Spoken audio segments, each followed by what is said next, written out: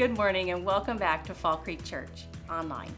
If you're joining us on Vimeo or YouTube right now, let me encourage you to join us at fallcreekchurch.online.church.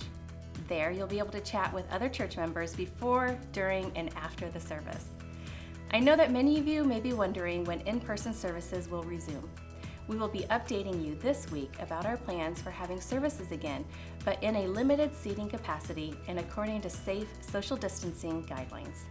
Rest assured that we'll continue online services throughout the summer, even when we start meeting in person again.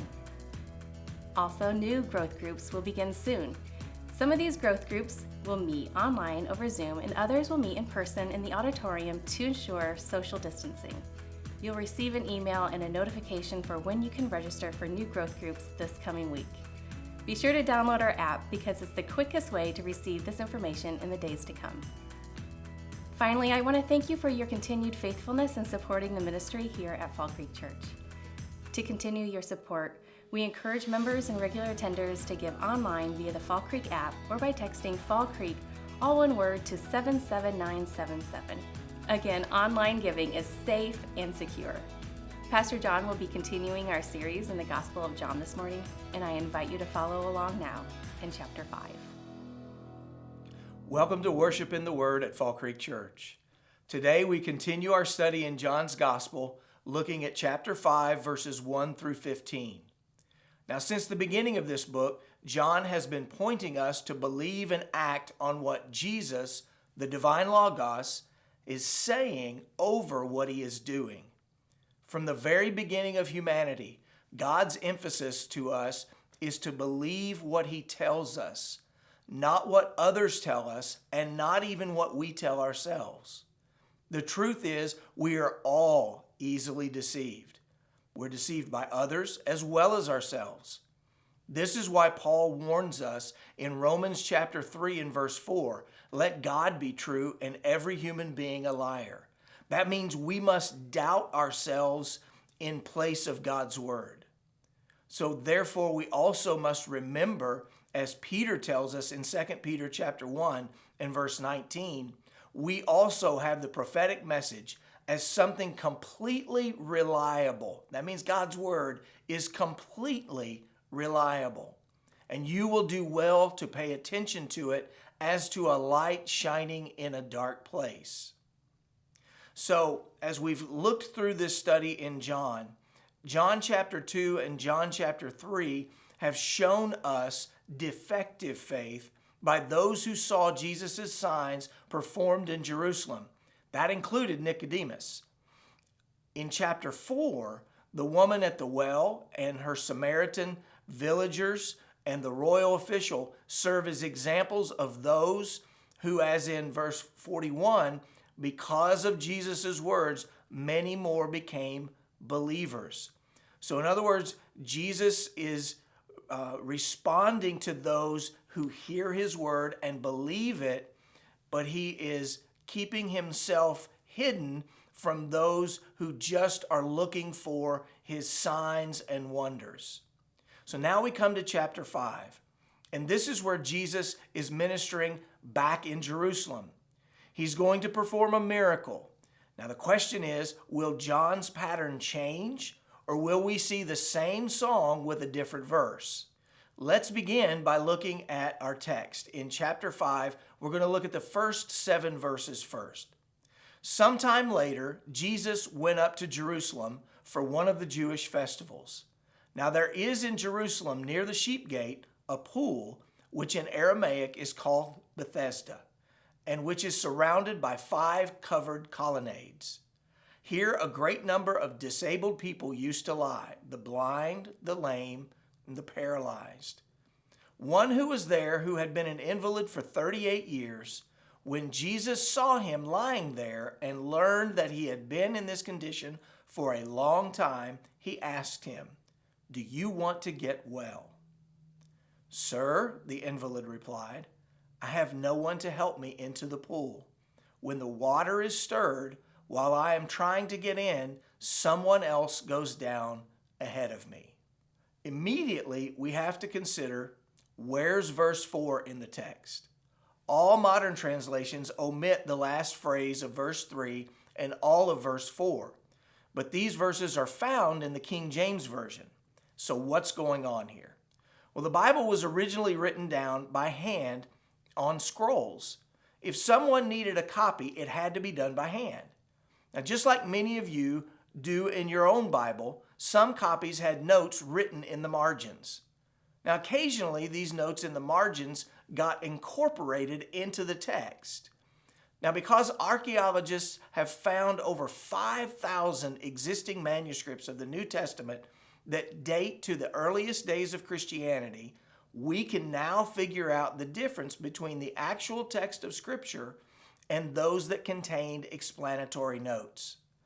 Now, chapter 5 and verse 4 is an attempted explanation for why the man was trying to get into a pool when the water was stirred. Now, he and those who were also disabled with him believed that the first person into the pool after the water was stirred, they would be cured. Now, whether or not this was true, the text does not say. But John intentionally points us away from the man's initial circumstances to his encounter with Jesus. And to that we now turn. This man is lying next to a pool. He has been an invalid for 38 years, and he can't even get into the pool. And what we see in this passage is that apart from Jesus, any hope will do. And the reason for that is hopelessness is devastating. You see, one reason people keep asking me about when are we going to be able to meet again as a church is because we need to believe that some return to normalcy is coming. Surely this will end, we're all thinking. Now, in our darkest hours, God never leaves us without hope. And it's important that we hold on to hope. You see, even in the darkest days of Israel, in Lamentations 3, we read this passage. I have been deprived of peace. I have forgotten what prosperity is. So I say, my splendor is gone and all that I had hoped for from the Lord. I remember my affliction and my wandering, the bitterness and the gall. I well remember them, and my soul is downcast within me. Yet this I call to mind, and therefore I have hope. Because of the Lord's great love, we are not consumed, for his compassions never fail. They are new every morning. Great is your faithfulness. So I say to myself, the Lord is my portion, therefore I will wait for him. Now, the people in today's text don't have this kind of steadfast hope. They can only have an imaginary race to a pool of water. Now, there's one man among the many others that has come to a pool of water, hoping against hope to get lucky enough to be healed of his disability by being the first to get in the water. Now, the man in our text has been an invalid. That means he's been paralyzed for 38 years. Now, if you can say nothing else about this man, he's at least persistently hopeful. But Jesus sees him, he knows his situation, and then he asks what for us would appear to be a very insensitive question. Do you want to get well? Well, in the 80s, he might have said back to Jesus, duh. But interestingly, the man actually admits to being hopeless. Now, he probably doesn't recognize what he's saying, but his response betrays that in reality, he's just going through the motions. Because look at verse 7 again. Sir, the invalid replied, I have no one to help me into the pool when the water is stirred. While I am trying to get in, someone else goes down ahead of me. That begs the question for us to look at ourselves. How often do we keep doing the same things over and over again? Just like this man, he's hanging out by this pool of water, knowing full well that he can never get in the water unless somebody's going to help him. And he is hoping for a different result. It's kind of like the definition of insanity, doing the same thing over and over again, hoping for something different. Jesus is full of compassion for this man.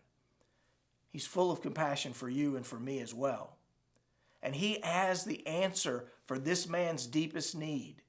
He also has the answer for your deepest need. Do you believe this? But there's also another question here in this text, and it's Jesus' question. Do you want his answer for your need? Or do you want to keep living in your pretend answers to your disabilities? You see, this man was pretending that he had hope to get well. And in his answer to Jesus, he acknowledges he's on a fool's errand. But you see, Jesus is so loving and so kind. And amazingly, he looks past this man's excuses and he graces him with healing, even though he has expressed no faith in Jesus. Let's look at what it says in verse 8. Jesus says to him, "Get up, take up your bed, and walk." And at once the man was healed, and he took up his bed and walked. That's grace. That's a gift that Jesus gave him when the man didn't even ask for it. That brings us to our second point. Jesus' grace is all around you, even if you don't believe in him or even know who he is. You see, when we come to this text, John wants us to see the power in Jesus' words, even when we don't act in faith. This man doesn't act in any kind of faith declaration or demonstration. He is just basically here listening to Jesus talk to him, and he even makes excuses. He doesn't even ask for Jesus to make him well. He doesn't even know who Jesus is, but Jesus comes to him and heals him without any decision of faith at all. And now this is known as what's called common grace of God. Now, the common grace of God is basically the grace that we experience every day of our lives. Truth is, you woke up this morning because God woke you up. He kept your body going through the night, and he has awakened you today to be a part of today's service. Now, common grace is everywhere, and sometimes it's even extraordinary. On 9/11, Seth MacFarlane, the creator of Family Guy, had his agent tell him the wrong time for an American Airlines flight. That was flight 11. He missed his flight by 10 minutes. He missed his flight by God's grace because he wasn't on that plane. You see, God's grace flows freely to all, even to those who don't even know what he's doing. And that's why in verse 13 we read in our text, the man who was healed had no idea who it was, for Jesus had slipped away into the crowd that was there. You see, so much of our life is governed by Jesus' grace that we don't even know it's going on. And his grace is all around us. The tragedy is most of us miss it. Now, the man in our text immediately gets in trouble for doing what Jesus tells him to do when he healed him. And as soon as he's obeying Jesus, he then ends up distancing himself from the one who totally transformed his life. Look again at the second part of verse 9. The day on which this took place was a Sabbath. And so the Jewish leaders said to the man who had been healed, "It is the Sabbath. The law forbids you to carry your mat." But he replied, "The man who made me well said to me, 'Pick up your mat and walk.'" So they asked him, "Who is this fellow who told you to pick it up and walk?" The man who was healed had no idea who it was, for Jesus had slipped away into the crowd that was there. Now, the truth comes out. What's going on here in Jerusalem on that day is that Jesus' gracious healing of an invalid has become irrelevant. His word is irrelevant. The only thing that matters are what's socially acceptable.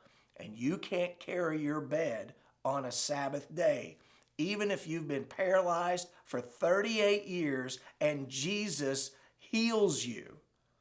This is kind of like how we're living in a day where obeying Jesus' word increasingly gets us into trouble. Tragically, too many of us run and hide. But Jesus is still in the business of giving his grace abundantly, even when we fail so often, because he is so loving and he is so compassionate. Tragically, we are so prone to complain when we encounter minor difficulties, and we miss the purpose of his grace. But you might be asking, what is the purpose of Jesus' grace? Well, let's look at verse 14. Later, Jesus found this man at the temple and said to him, "See, you are well again. Stop sinning." Literally, the text says, "Sin no more, or something worse may happen to you." You see, Jesus' grace is designed for our holiness, not merely for healing us. Now, our anonymous man, which I think is by design in the text, is found by Jesus in the temple. Now, we think this looks like a good sign, right? He's doing some religious things. He's going to church, but is he really a follower of Jesus? Now, Jesus is pursuing him. He's seeking him out, just like he pursues you and me. And Jesus finds him in the temple, and he reminds him of the grace that he has received at the hands of Jesus. And he then commands him, "Sin no more." Now, that begs a question. What does Jesus mean by this? Well, let's look back at verse 7. When Jesus asked him the question, "Do you want to be well, or do you want to get well?" the invalid responds with this, "Sir, I have no one to help me into the pool when the water is stirred. While I am trying to get in, someone else goes down ahead of me." This guy is not wanting to take any responsibility for his own life. He's always making excuses. He was making excuses at the pool to the Jew, and then later on to the Jewish leaders. Let's look again at verse 11. He replied, "The man who made me well said to me, 'Pick up your mat and walk.'" You see, they come at him saying, "What are you doing?" And he's full of excuses. He doesn't want to take any responsibility for his life, for his healing, or for what Jesus has done in an amazing way for him. And so even in verse 15, he says, after they keep pressing him and he finds out that it's Jesus who has healed him, the man went away and told the Jewish leaders that it was Jesus who made him well. Now look, grace that leaves us making excuses for our sin is merely common grace. It's not saving grace. Because saving grace loves Jesus. Saving grace proclaims Jesus. Saving grace trusts Jesus. Saving grace boldly embraces Jesus. Now later on, we're going to get to John chapter 9. And if you were to go home and read John chapter 9 today, you would see a total difference between the man who is healed in our text today and the man who is healed in John chapter 9. The truth of the matter is, Jesus is full of compassion and grace to both you and me. Notice how in our text, Jesus picked out this one man among many. That suggests to us that Jesus doesn't deal in crowds. He deals with individuals. If you're listening to this message right now, you need to understand that Jesus is pursuing you. If you think about it, you can see His grace to you at many points in your life. Unbelievers call those things twists of fate. Jesus calls those things His grace to you. Now, when you truly receive His grace, your life will be transformed to holiness. And this means that holiness is the evidence of having received grace, not the means of obtaining grace. So my question to you is, have you received the grace of Jesus Christ? Or are you going through religious motions? If you're struggling with making excuses for how you're living, chances are you need to rethink where you are in your relationship with Jesus. But know this, He is always full of compassion for you. He invites you to receive His grace through faith in Him so that you might really live. Thanks for being a part of our online service this morning. If you're watching this on the new online church platform, there will be 10 minutes of fellowship time starting now. As always, we highly encourage families to enjoy the children's and students' materials we've created for you. If you're using our online church platform, you can access this material in the top bar on your screen. If you're viewing this service on YouTube, Facebook, or Vimeo, you'll find those links in the comments section below this video. Have a great week.